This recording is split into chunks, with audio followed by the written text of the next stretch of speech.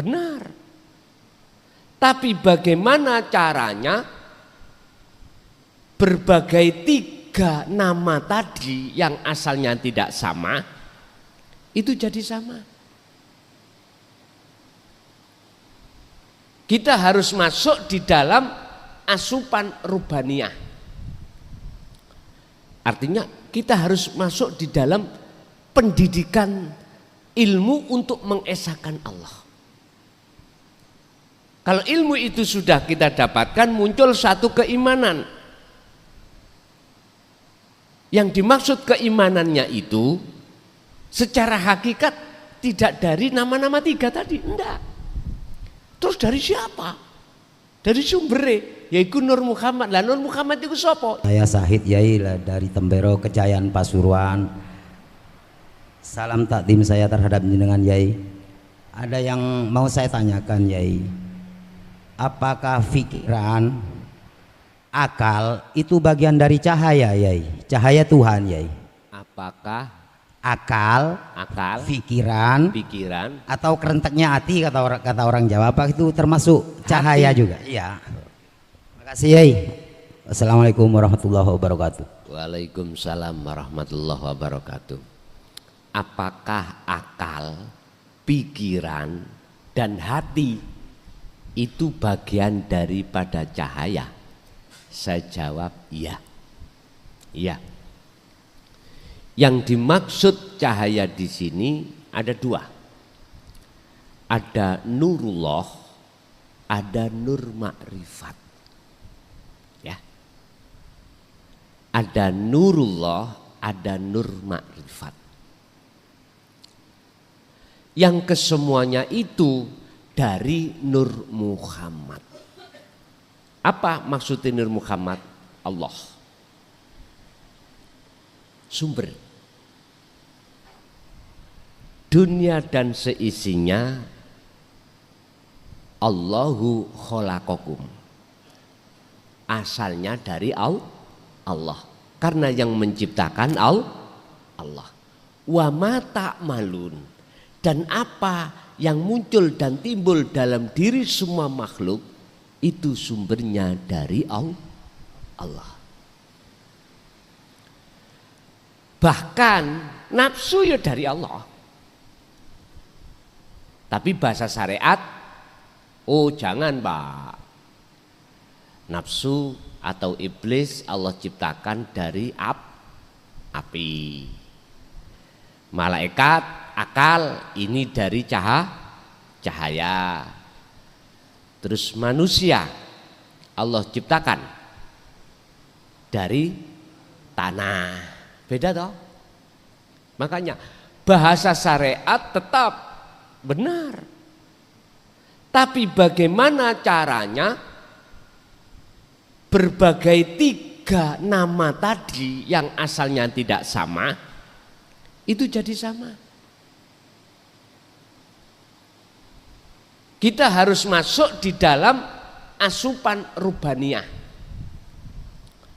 Artinya kita harus masuk di dalam pendidikan ilmu untuk mengesahkan Allah. Kalau ilmu itu sudah kita dapatkan, muncul satu keimanan. Yang dimaksud keimanannya itu secara hakikat tidak dari nama-nama tiga tadi, enggak. Terus dari siapa? Dari sumbernya, yaitu Nur Muhammad. Lah Nur Muhammad itu siapa? Allah. Wiji yang terjadi pada hidup. Wiji kang tumati sak lebeti urip. Kalau bahasa kita itu wujud jenengan itu ndugi sel yang ada di nutfah. Ini. Sel yang ada di nutfah. Itulah wujud rohania kita. Sebab itu enggak muncul, juga akan muncul jenengan. Enggak jadi jasad iki. Enggak jadi. Jadi jasad ini wujudnya rohania itu. Dan rohania wujudnya Nur Muhammad. Lah wujudnya Nur Muhammad adalah wujudnya laisa kamislihi syai'un itu.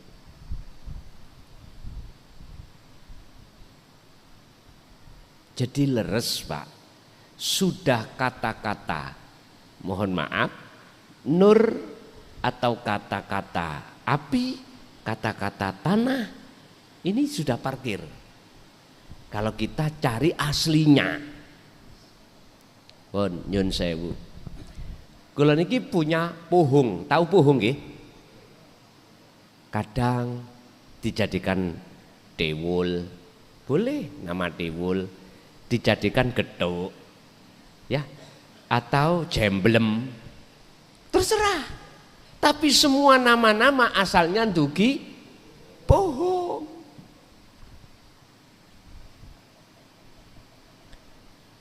Ini kalau di Indonesia namanya air. Di Arab bukan Pak, ma. Di Inggris bukan. Paham gak maksud gue? Kita itu harus sampai pada keahad ini. Biar tidak akan pernah muncul sifat yang dilarang oleh Allah yang disebut sifat tercela, biar nggak muncul. Langsung masuk pada sumbernya. Cuman yo harus tahu prosesnya gitu loh Pak ya. Artinya miturut syariat gak salah. Akal malaikat itu diciptakan dari cahaya. Nafsu iblis itu diciptakan dari api. Terus kita manusia diciptakan dari tanah. Apa perbedaannya di antara berapa hal itu? Makanya ini harus kita selami terus masuk-masuk, akhirnya kebenaran akan kita ketahui. Oh, semuanya itu innalillahi wa inna ilaihi raji'un. Begitu Pak ya. Inggih. Lanjut.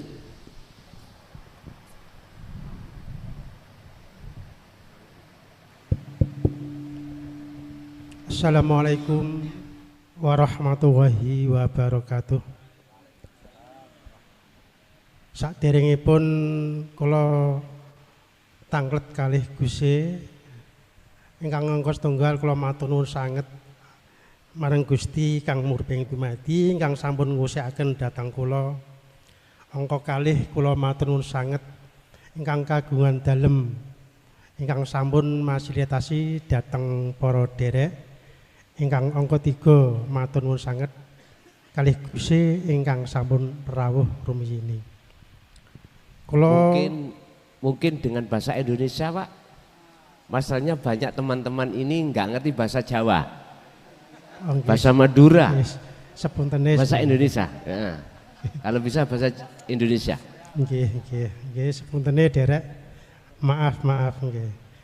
Mangkaten Gus, niki dalam surat Fatihah kula niki jumbuhing manah ngeten. Dalam surat Fatihah niku ada ayat yang nomor 5 menawi salah mboten ingkang unglipun iyyaka na'budu wa iyyaka nasta'in. Hanya kepadamu Allah kula nyembah dan hanya kepadamu Allah kula nyuwun tulung. Lah jumbuhing dhateng mana nggih kula pribadi niku sing minta ya sing dimintai, sing dimintai ya sing minta. Lah niki pertanyaane kula. Napa kula angsal nyuwun? Niki pertanyaane kula ngoten. Dados nyuwun Gusti madharaken hal menika sebab nika jumbuhing manah kula ingkang wingi-wingi. Makaten matur sembah nuwun. Assalamualaikum warahmatullahi wabarakatuh. Waalaikumsalam warahmatullahi wabarakatuh. Maksudnya ngeten lho Pak. Maksudnya begini. Bapak ini tanya status di dalam surat Al-Fatihah salah satunya itu ada bunyinya iyyaka na'budu wa iyyaka nasta'in. hanya kepadamulah aku menyembah dan hanya kepadamulah aku minta pertolong. Pertanyaannya adalah, bolehkah saya itu meminta padahal yang meminta dan yang diminta itu adalah pelakunya satu? Bolehkah saya berdoa? Pun sekarang saya proses melihat dari ayat tersebut ada dua, Pak. Ada makhluk yang meminta dan memohon, ada kholik yang dimohon. Bahasa iya karena butuh hanya kepadamu, berarti posisi Anda itu masih di muraqabah. Ayat ini masih di muraqabah. Muraqabah itu apa? Jenengan sudah merasa bahwasanya Allah itu dekat, tapi belum ketemu. Inilah yang maksudnya ketika saat Rasulullah didatangi malaikat Jibril dan bertanya tentang mahwa al-ihsan. Setelah iman kan ihsan, Pak ya. Apa sih ihsan itu? Iman yang sudah benar. Iman yang sudah benar adalah iman di mana dalam hati sampai sudah tidak ngimani adanya selain Allah.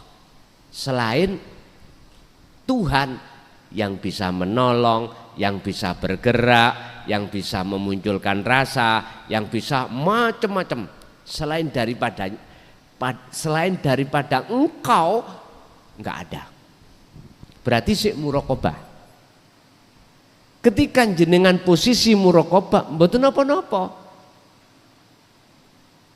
Karena ada diri jenengan sebagai makhluk dan karena ada diri Allah sebagai khalik. Tetapi tatkala jenengan meneruskan muraqabah ke musyahadah, maka pelakunya cuman satu, cuman tunggal pelakunya. Bagaimana mungkin Allah minta pada Allah? Lah wong semuanya itu milik Allah. Sama dengan kita di rumah itu ada makanan, ya makanan kita. Mungkinkah sampai niki mengatakan Mbak Mi kula, son njaluk sego minta nasinya ya? Masa mungkin gitu? Mungkin jenengan langsung mengambil, kita langsung mau ngambil langsung makan. Gak mungkin ada kalimat son minta nasinya, gak mungkin. Karena ini milik saya. Milik saya. Itulah Pak masuk di dalam sifat jaiz, kewenangan. Lah, bagi orang-orang yang sudah diletakkan musyahadah, versinya di khawasul khawas, lahirnya di mata umum berdoa, tapi batinnya tidak berdoa. Karena jaiz ini. Inilah nanti ada pembahasan rahasia doa itu bagaimana sih di depan Allah, sehingga di dalam ayat Allah katakan ud'uni astajib lakum. Lah miliknya sendiri, ya enggak ada Pak yang menghalang-halangi. Itu tadi makanan saya sendiri, enggak ada yang bisa menghalang-halangi. Saya bisa makan mendapatkan nasi itu, enggak ada. Karena selain saya sudah tidak ada. Kecuali ku milik sampean. Saya enggak izin sampean, terus saya makan naik, maka saya disebut pencuri. Makanya mengapa ayatnya ud'uni, ada ya mutakalim yang mengarahkan kepada keakuan Allah. Ud'uni, mintalah kau padaku. Artinya ud'uni ini harus diartikan datanglah kau dulu pada yang punya. Cara saya tadi datang jenengan yang memiliki nasi, Pak nyuwun nasi nih setengah piring ya, kula lawuhe. Jenengan yakin pasti memberikan. Karena saya memakai etika sopan. Boten merampok tapi nyuwun dengan rendah hati. Wis gak ada alasan sampai itu tidak memberikan, gak ada alasan, pasti diberikan. Ini Pak, artinya orang berdoa minta sesuatu pada Allah wajib bertemu Allah dulu. Karena apa yang kita minta itu milik Allah. Kalau sudah bertemu Allah, diri kita nggak ada. Maka fastajib, tak sembadani. Niki ayat ini penuh dengan tersirat juga. Pokoknya setiap ayat itu ada sesuatu yang tersirat, Pak. Tinggal kita membacanya dari mana? Muhakamah atau mutasyabihah? Jobo atau jero? Syariat apa hakikat? Nek syariat, kalau syariat ya sampean harus memakai tafsir muhakamah. Apa tafsir Jalalain, tafsir Ibnu Katsir, tafsir Mundir, tafsir Munir, tafsir Yasin, ada. Kalau kita mencari mencari arti yang tersirat, ya harus pakai tafsir mutasyabihat. Sumbernya ada di Al-Qur'anul Qadim, baru ketemu. Bapak Ibu hadirin, kalau jenengan diletakkan di musyahadah terus di khawasul khawas, secara lahir boleh Pak jenengan berdoa, tapi secara ruhaniyah jenengan tidak menghadap terhadap yang diminta, tapi menghadap ini wajah tuwaj, iya berarti tunggal. Kalau seperti itu, ya jangan disebut doa. Mana mungkin Gusti Allah iku njaluk nang Gusti Allah. Mboten mungkin. Iku sifatnya jaiznya Allah. Tapi kalau jenengan duduk di musyahadat di makom khos, mboten purun doa, nggak boleh memang. Mosok Gusti Allah njaluk. Mboten. Masa Gusti Allah minta? Sebab semuanya miliknya. Jadi wis cara dohir wis tidak Allahumma. Ndak. Inilah wong jadab. Kelakuane majedub itu orangnya. Jadi saya naik. Tung Allahu Akbar, gak sholat ya. Gak salah karena gendenge. Gitu. Wong jadab itu kan seperti itu. Sifat jaiz itu wenang segala-galanya. Karena semuanya milik Allah, milikku Allah wis. Makanya orang gila dalam hukum negara itu tidak bisa disentuh. Enggak bisa disalah, apalagi dapat sertifikat menur. Wah. Polisi nggak berani Pak nilang, nggak berani menghukum, manakala ditengarai melanggar undang-undang, nggak bisa. Di desa saya itu ada Pak, tetangga desa, ada seseorang yang punya sertifikat menur, orangnya sudah sedo sekarang. Punya sertifikat menur. Dia itu tiap malam itu bandar dadu Pak. Tahu bandar dadu nggih? Ini kalau masak yang gak mateng-mateng loh, dibuka, ditutup, dibuka, ditutup. Jadi dilihat nasinya belum matang, ditutup lagi. Polisi ngrebeg sing Melayu iku ya sing tombok-tombok niku. Iya. Dirinya aman karena membawa surat tapi pinter, Pak. Berinisial TL. Saya nggak usah nyebut nama, nggih, pun almarhum. Sebelum berangkat itu mesti pamitan istrinya. Pamitan ya, Bu, saya nyambut gawe, belanja untuk besok ini. Orangnya orang nggak punya, Pak, tapi dia mengatakan punya. Jadi sepedanya itulah yang dibuat bondo. Nyun sewu. Enggak pernah yang namanya TL itu dengar kalah itu enggak pernah. Mesti pulang bawa uang. Iya. Bawa uang. Entah, enggak tahu itu caranya bagaimana dia. Mesti menang. Bandar. Lah, ketika saat misalkan alate iku digajuli orang lain, aslinya yang tombok, wis aku sing bandar iku lho, saya yang bandar. Ya boleh. Tapi dia enggak mau tombok. Enggak mau.